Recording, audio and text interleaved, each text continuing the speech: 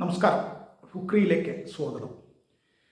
ലോകകപ്പിൻ്റെ രണ്ടാമത്തെ സെമിഫൈനലിൽ ഇന്ന് രാത്രി 12:30 ഇന്ത്യൻ സമയം 12:30 അർജൻറ്റീന, നിലവിലെ ലോക ചാമ്പ്യന്മാരായ അർജൻറ്റീന ഇംഗ്ലണ്ടിനെ നേരിടും.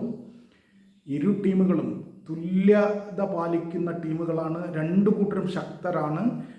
അർജൻറ്റീന കഴിഞ്ഞ 3 കളികളും, നോക്കൗട്ടിലെ 3 കളികളും തോൽവിയിൽ നിന്ന് തിരിച്ചു വന്ന് ജയിച്ച കളികളാണ്. അതുകൊണ്ട് തന്നെ അത്രയും ടഫ് മാച്ചുകൾ കളിച്ചതിൻ്റെ ഒരു മുൻതൂക്കം അവർക്കുണ്ട്. കാരണം ടഫസ്റ്റ് സിറ്റുവേഷൻസിലൂടെ കടന്നു വന്നതിൻ്റെ, കഠിനമായ സാഹചര്യങ്ങളിലൂടെ കടന്നു വന്നതിൻ്റെ ഒരു അഡ്വാൻറ്റേജ് അവർക്കുണ്ട്. അങ്ങനെ പറയുമ്പോൾ തന്നെ ഇംഗ്ലണ്ട് ചെറിയ ടീമല്ല. ഈ ലോകകപ്പിലെ തന്നെ ഏറ്റവും മിടുക്കന്മാരുടെ മുന്നേറ്റ നിരയാണ് അവരുടെ captain Harry Kane, Jude Bellingham, 2 പേര് 6 ഗോൾ വീതം അടിച്ച് ഗോളടി തുടർന്നുകൊണ്ടിരിക്കുകയാണ്. ഏറ്റവും മികച്ച മുന്നേറ്റ നിരയാണ് ഈ ലോകകപ്പിലെ. ഒപ്പം മധ്യനിരയിൽ ഡക്ലാൻ റൈസിനെയൊക്കെ പോലുള്ള കളിക്കാരാണ് മധ്യനിര അടക്കി വാഴുന്നത് ഇംഗ്ലണ്ടിൻ്റെ. അത് ചെറുതല്ല. അവരെ സംബന്ധിച്ചിടത്തോളം അവരുടെ പകരക്കാർ പോലും ഭയങ്കര ഗംഭീര കളിക്കാരാണെന്നുള്ളതാണ്. ബുക്കായോ സാക്കയും റോജേഴ്സും സ്പെൻസും ഒക്കെ പകരക്കാരായിട്ടാണ് വരുന്നത്. അപ്പോൾ ആ ബെഞ്ച് സ്ട്രെങ്ത് ഒന്ന് നോക്കൂ. അപ്പോൾ അതാണ് ഇംഗ്ലണ്ടിൻ്റെ ഏറ്റവും അവരുടെ അഡ്വാൻറ്റേജ് എന്ന് പറയുന്നത് അവരുടെ ആക്രമണം തന്നെയാണ്. ജൂഡ് ബെല്ലിംഗ്ഹാമും ഹാരി കെയ്നും ആണ് ആക്രമണത്തിൽ ഉള്ളത്. അതിൽ തന്നെ ബെല്ലിംഗ്ഹാമാണ് കളി നിയന്ത്രിക്കുന്നത്. ഒപ്പം മധ്യനിരയിൽ ഡക്ലാൻ റൈസും മറ്റു കളിക്കാരും ചേർന്ന് മധ്യനിര കളി ഉണ്ടാക്കിയെടുക്കുന്നു. അപ്പോൾ അതൊക്കെയാണ് അവരുടെ അഡ്വാൻറ്റേജ്.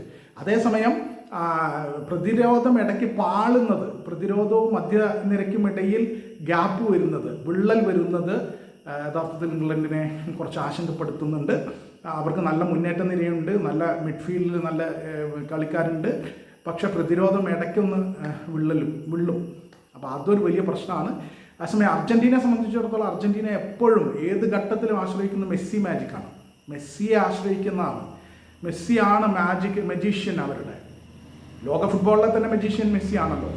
അപ്പോൾ പക്ഷേ അതൊരു നെഗറ്റീവായി വരുന്നു. ഇടയ്ക്ക് അമിതമായി മെസ്സിയെ ആശ്രയിക്കുകയാണ്. പിന്നെ പാളിപ്പോകുന്ന പ്രതിരോധം, അയ്യോ വളരെ വളരെ പലപ്പോഴും ദുർബലമാണ് അർജൻറ്റീനയുടെ പ്രതിരോധം. പക്ഷേ അവരുടെ ഏറ്റവും വലിയ അഡ്വാൻറ്റേജ് നേരത്തെ പറഞ്ഞ പോലെ തുടർച്ചയായ 3 മത്സരങ്ങളിൽ പിറകിൽ നിന്ന് മുന്നോട്ട് വന്ന് ജയിച്ചതിൻ്റെ മാനസിക കരുത്ത്, ഏത് ഘട്ടത്തിലും ഗോളടിക്കാനുള്ള മിടുക്ക്, അതൊക്കെയാണ് ഏറ്റവും കൂടുതൽ ഗോളടിച്ച ടീമായിട്ട് ഇങ്ങനെ അർജൻറ്റീന നിൽക്കുകയാണ്. അതുപോലെ തന്നെ പ്രതിരോധ പാളിച്ച ചൂണ്ടിക്കാണിക്കണമെങ്കിൽ ഏറ്റവും കൂടുതൽ ഗോൾ വാങ്ങിയ ടീമുകളിലൊന്നും അർജൻറ്റീനയായിരിക്കും. 6 ഗോളാണ് ഇതുവരെ വാങ്ങിയിരിക്കുന്നത്. അപ്പോൾ ഇതെല്ലാം ഉണ്ട്. പക്ഷേ അർജൻറ്റീന നിലവിലെ ചാമ്പ്യന്മാരാണ്, സമ്പത്തുണ്ട്. ഇതൊക്കെ വെച്ചിട്ട് ഇരു ടീമും തുല്യശക്തികൾ തമ്മിലുള്ള പോരാട്ടമാണ് എന്ന് തന്നെ നമുക്ക് ഈ മത്സരത്തെ പറയാൻ പറ്റുള്ളൂ.